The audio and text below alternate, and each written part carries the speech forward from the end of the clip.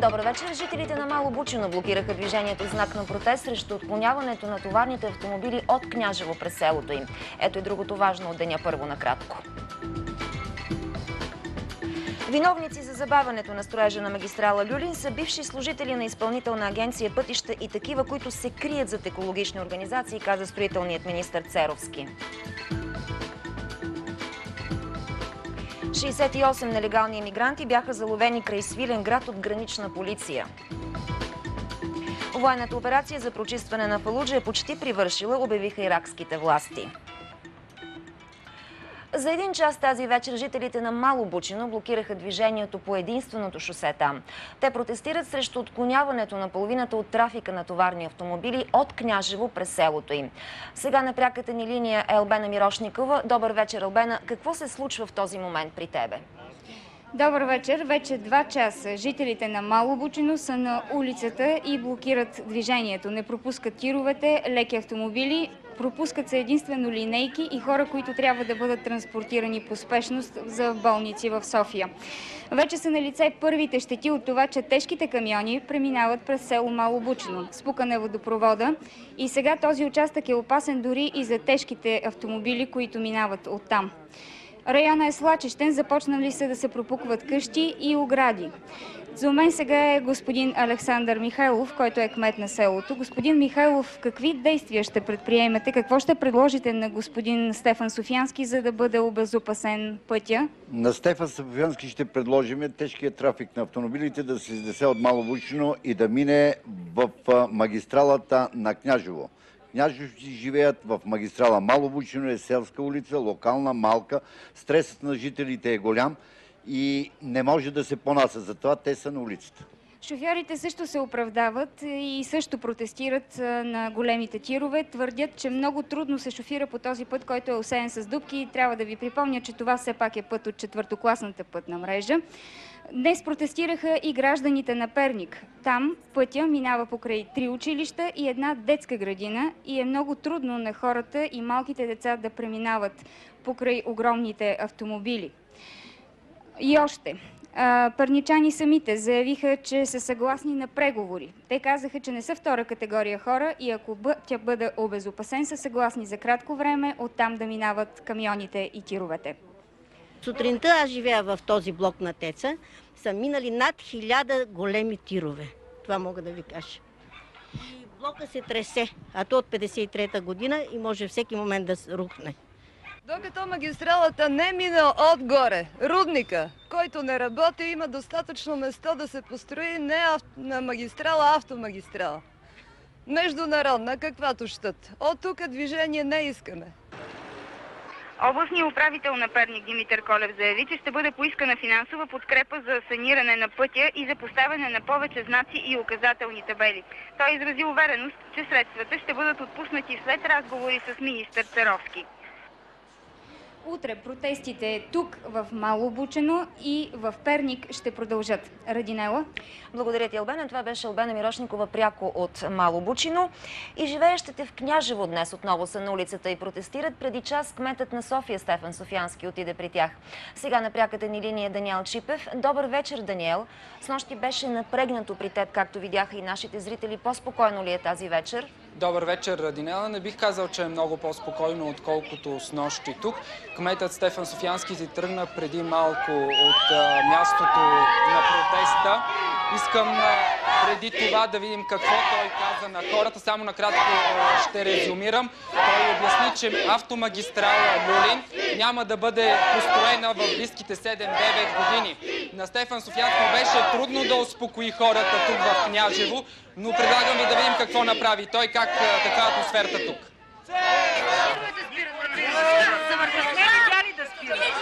Тук има колеги от полицията, ако ги попитате, ще ви кажат, че всяка зима ги спираме.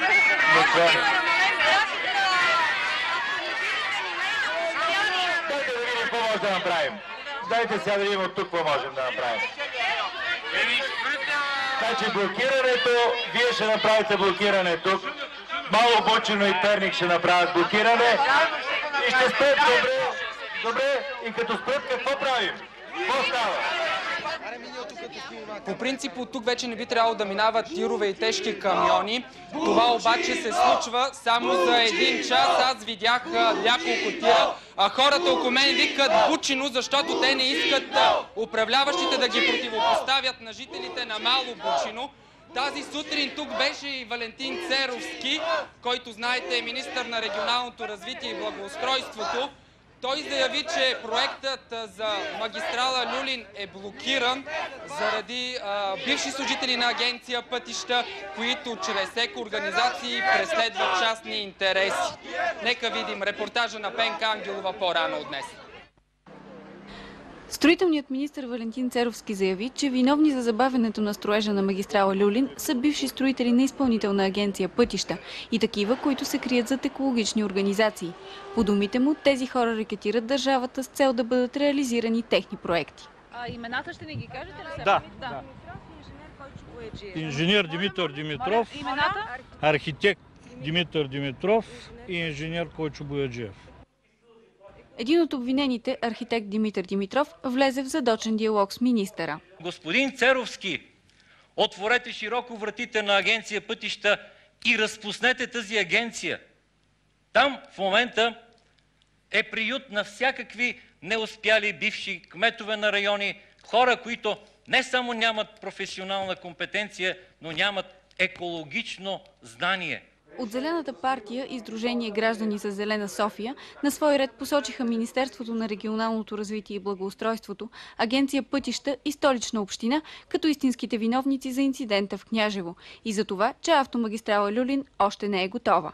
Ние възразяваме срещу начина, по който се опитват някои хора да изманипулират процеса на избора на трасе в полза на определени вероятно групировки или някакви други интереси и във вреда на голяма част от гражданите на София. Според екологичните организации, за да се разтовари трафика, трасето трябва да мине през Перник, Волуяк. Зелените твърдят, че Европейската комисия ще спре строителството на магистралата по проекта на правителството, тъй като той не бил прецизен по отношение на рисковете. Добрата новина е, че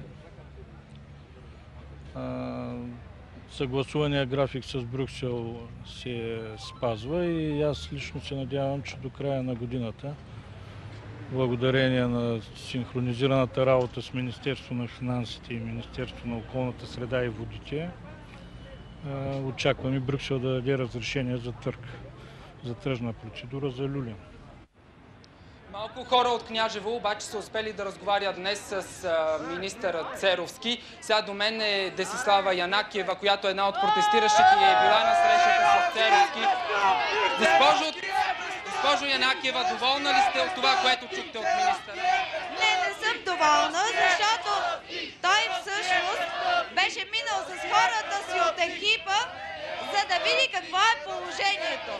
Но той не дойде да се срещне с гражданите на квартал Княжево и да обсъди с тях проблема.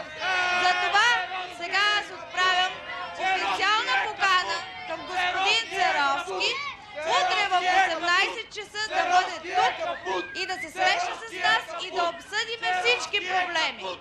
Значи, доколкото разбирам, може би за да се успокои ситуацията в Княжево, наистина господин Церовски трябва утре да дойде. Това е за сега всичко. От тук ние продължаваме да следим ситуацията в Княжево. Благодаря ти, Даниел. Както нашият репортер Даниел Чипев каза и както сами се убедихте, и тази вечер в Княжево не е спокойно. Няма промяна от вчера в негативна посока в състоянието на двамата пострадали от катастрофата в Княжево, които са в Пирогов. За Посвета и у нас директорът на института доктор Спас Пасков каза още, че пациентите са все още в централна реанимация. Единият продължава да е на апаратно дишане.